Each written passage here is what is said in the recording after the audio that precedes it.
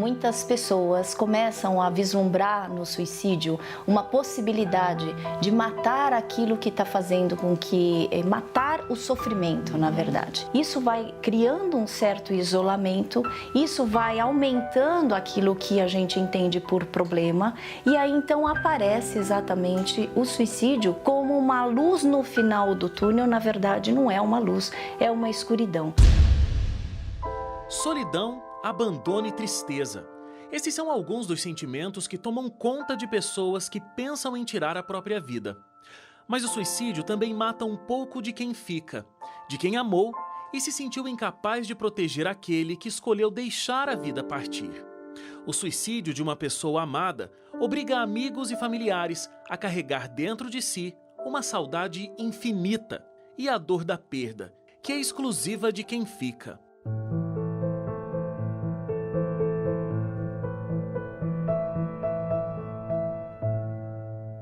A Marina tinha 19 anos quando se suicidou. Ela tinha depressão, estava fazendo um tratamento. Como era o comportamento da Marina? Ela era uma adolescente comum. A depressão dela era diferente das demais. E o que atrapalhou no diagnóstico, porque a única coisa que mudou nela foi o humor, que oscilava muito. E aí nós achávamos que era a TPM, eu a levei no médico, ela foi medicada, mas mesmo assim persistiu os sintomas. Ela não ficava isolada no quarto, ela continuou a estudar, ela saía com os amigos, ela tinha uma vida social normal. A Arielle tinha 18 anos quando tirou a própria vida. Acontecia alguma coisa de diferente com ela que naquele momento você não conseguia perceber? Então, ela sempre foi uma moça calada, gostava muito de ler, bem na dela, tinha recém terminado o colegial e o técnico, no ETEC. Então, em princípio, a única coisa que eu percebi foi isso que aparece eventualmente em postagens de Facebook, daquelas resmungos de adolescente, né? Tirando esse fato que eu considero relevante, não havia nada mais que indicasse. O que é importante é a gente observar esta falsa calmaria, porque é exatamente esse evento que a pessoa já tem um planejamento do ato suicida e que ela constantemente falava, né, comentava e se comunicava, e de repente ela fica quietinha. Alguma vez ela chegou a mencionar uma vontade de morrer, uma vontade de que ela não estivesse mais nesse mundo, uma vontade de tirar a vida? Sim, ela falou que devido aos medicamentos, ela não conseguia dormir.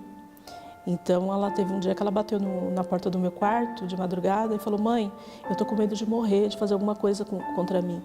E no dia seguinte nós agendamos uma consulta com o psiquiatra e ela chegou a dizer para o psiquiatra que tinha planos já de se matar. Aqui no Brasil, 11 mil pessoas se suicidam todos os anos.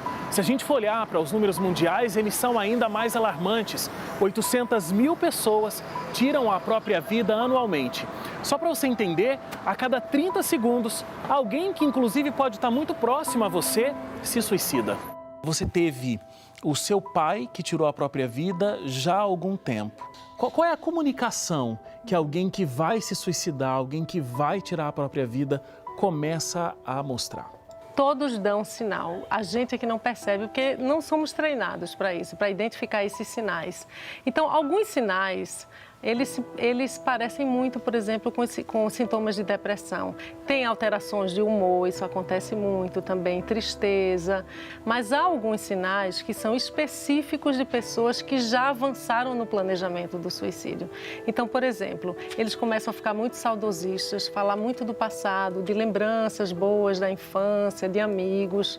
Então, você começa a falar com essas pessoas do futuro, eles sempre voltam para o passado. Por quê? Porque na mente deles, já o planejamento, não haverá esse futuro. Ela nunca disse: eu não aguento mais viver, eu vou tirar minha vida. Ela nunca disse isso em alto e bom som para você? Não. Nós fomos almoçar juntos. A conversa, ela perguntou como é que ia ser o final de semana, que é onde eu fico mais tempo com eles. Ela falou que queria tirar a carta de motorista, porque tinha feito o vestibular, já tinha feito o concurso para técnico judiciário, vestibular para direito. Combinamos de nos reencontrarmos no final da tarde, como de hábito. Deixei, não só com ela, mas com meus outros 2 filhos que iam estar chegando da escola. E a minha filha do meio, ela me ligou, porque eu tinha combinado uma carona para pegá-la, né? Às 6. Eu falei, olha, filha, vai a pé, porque eu estou no meio da última diligência. Até eu terminar e chegar aí, você já chegou. Então, ela foi a pé. E, efetivamente, ela chegou às 6h40 e eu às 6h50. Quando ela viu o movimento, ela já foi gritando para o portão, corre, entra, que a Arielle está morta, etc. Gritou e eu vi ela semi-pendurada, um pé ainda estava na escada, enforcada.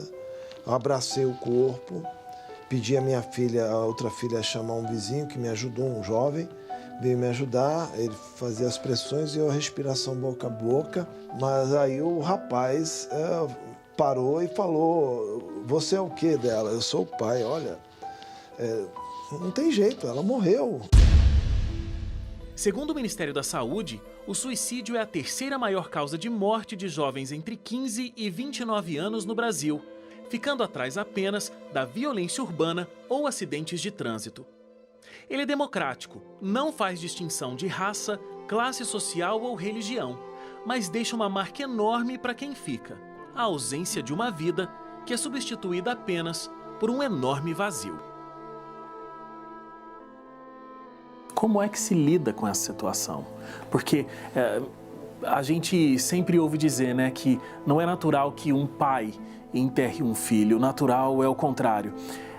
E já é muito difícil para um filho enterrar um pai. Agora, numa situação como essa, onde você percebe que a sua filha tinha tirado a própria vida e você se depara com essa cena e ainda tenta salvá-la, como é que fica depois disso? O processo é devastador. Ainda mais porque eu estava em luto pela perda da minha mãe. Lá no fundo da alma parece que eu sabia que isso poderia acontecer e orei, mas orei com toda a força da minha alma para que eu nunca tivesse que enterrar um filho. Porque eu pensei, meu Deus, se essa dor está insuportável, imagina a dor de enterrar um filho, que é a pior dor que um ser humano pode vivenciar. E por suicídio é ainda 1000 vezes ainda pior. Tanto que quando eu voltei a trabalhar, 8 dias depois, eu estava cumprindo o mandado, eu tinha que sair correndo às vezes, direto para o meu carro, como quem está apertado para ir no banheiro, para gritar. Para eu não gritar na frente das pessoas e assustar. Nas primeiras noites, nos primeiros meses, várias noites que eu acordava na madrugada, as pessoas às vezes têm aqueles sonhos horríveis que quando acorda, ela se alivia porque ela percebe que era um sonho. E ela se alivia, né? Aí eu acordava e eu via que aquilo era real. Que é a pior parte. Porque você vê sozinho, você entende que aquilo não foi um pesadelo, que foi real, que ela nunca mais vai voltar e você tem que administrar isso. É a parte mais complicada. Eu tentei negar, eu fechava a porta do quarto dela para não ter que ver o quarto vazio e depois você vai, né, a gente fala, né, que cai a ficha, né, eu sou do tempo do cair a ficha ainda, que você entende realmente que aquilo é verdade, seu mundo vai caindo e você vai tentando colar ele de novo. E em meio a tanta dor, um sentimento toma conta de quem fica: a culpa. A gente comenta e está aprendendo que o luto por suicídio é um luto mais difícil do que todos, porque ele tem uma carga de culpa muito grande. Porque por mais que eu tenha feito tudo que estava ao meu alcance, você ainda fica com aquela sensação de que, poxa, eu podia ter feito, por que ela fez isso? E se eu tivesse feito isso? Então, ele é um luto que você sente a tristeza, a saudade e ainda vem a culpa. Doutora, dados da OMS dizem que 90% dos casos de suicídio poderiam ser evitados. Para quem fica, é devastador lidar com essa condição de ter alguém tão próximo, tão amado, um filho, uma mãe, um pai, um cônjuge que se suicidou. E aí saber que 90% poderia ser prevenido e a prevenção passa por quem está perto, o sentimento de culpa eu imagino que é mais devastador ainda do que simplesmente a perda. Essa é uma fala constante das pessoas que eu acompanho, né, como enlutados pelo suicídio. E por que eu caí, então, nos 10%? Eu acho complicado, porque quando se fala 90%, você já dá um número que você também coloca as pessoas que tiveram e viveram o impacto de uma morte consumada pelo suicídio numa condição de que elas deveriam, como você também falou, né? Então começa-se um sentimento de culpa. E o que é uma culpa? A culpa é exatamente esta fantasia que a gente poderia mudar o desfecho da situação. É muito comum sentir a culpa, é um sentimento muito comum para os sobreviventes, porque você questiona, às vezes nem é diretamente com a morte da pessoa, você não que você se sinta responsável pela morte, mas você começa a questionar o relacionamento que você tinha, se eu tratava bem ou não, eu tive paciência ou não. Muitas vezes, quando é um caso de depressão, por exemplo, será que eu fui parceiro bastante, eu fui um bom filho, ou fui uma boa esposa?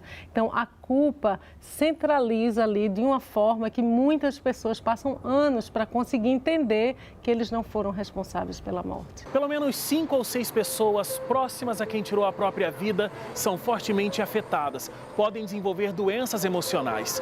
E em meio a tantos pensamentos ruins, o que essas pessoas buscam é um novo sentido de vida.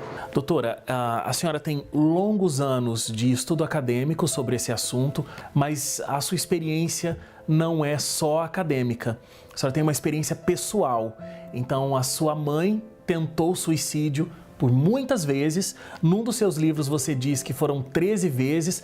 Como é isso? A minha história na suicidologia começa quando eu tinha 10 anos de idade, né, e que isso marca, né, um trauma, né, e uma tragédia pessoal que fez com que eu migrasse exatamente, me direcionasse profissionalmente para me tornar uma estudiosa na prevenção ao suicídio e também para os impactados, que é, né, o luto pelo suicídio. Então eu fui para um lado oposto, né? Eu falava assim, tudo que eu menos quero é agir como minha mãe age. E como eu gostei muito desta ideia existencialista de que eu era uma existência diferente da minha mãe, então eu comecei a me comprometer a transformar minha dor em amor. Muitas pessoas próximas a quem comete suicídio acabam adoecendo, principalmente no âmbito do emocional. Como é que foi para vocês? Como é que vocês conseguiram sair daquele momento e continuar vivendo, seguindo com a vida de vocês? Logo no início do nosso luto, nós começamos a ficar meio que, não, a gente precisa fazer alguma coisa, vamos procurar alguma coisa que nos ajude. Então, assim, o luto ele é bem singular. Então, a Terezinha ela reage de uma forma, eu vou reagir de outra, eu vou procurar uma coisa, ela vai procurar outra. Mas uma coisa em comum que a gente foi procurar são os grupos de apoio. E a partir daí a gente começou a evoluir, a conhecer um pouco mais sobre o assunto. E aí a gente chegou numa conclusão que a gente deveria fazer também alguma coisa para dar informação para as pessoas, a informação que nós não tínhamos na época que aconteceu isso com a Marina.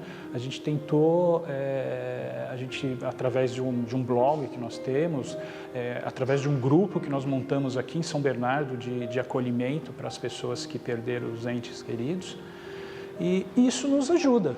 A gente ajuda outras pessoas e também nos ajuda. Olha, desvendar esse mundo sombrio dos sobreviventes tem sido uma satisfação muito grande, porque eu vi que, a reboque das minhas iniciativas, outros começaram a ter, e ainda agora estou vendo mais outros, estão aparecendo, estão cumprindo esse papel, inclusive tentantes, que era mais difícil. Eu sinto que a nível assim, do universo, do destino, eu sinto que eu estou participando de um processo muito maior, além da minha própria compreensão.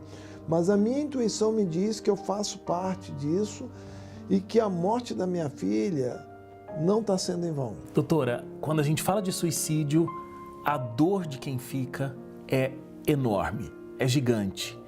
Existe a possibilidade de superação dessa dor? Sim.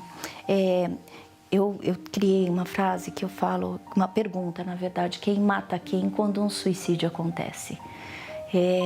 Não adianta a gente falar assim, você vai sair dessa, porque assim, é tão dilacerante a dor.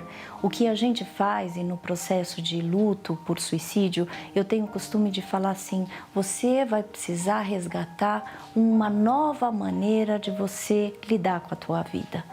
Então, normalmente um enlutado tende a pensar que eu não sou o mesmo que eu era. Óbvio que você não é. Claramente você não é, porque não dá, porque teve um impacto, teve uma morte, teve um trauma que aconteceu. E que toda vez que você tem um trauma, e é isso que eu falo para os enlutados, a tua fé foi embora, porque aquilo que foi conhecido e que era conhecido precisou ser reconsiderado e ressignificado. Como é que a gente vai ressignificar para que você continue a sua vida apesar da morte desta pessoa? Isso é uma descoberta, porque a pessoa se foi, mas você precisa encontrar forças, né, e fé, né, resgatar a tua fé de que nos escombros você vai se reencontrar e você vai se resgatar.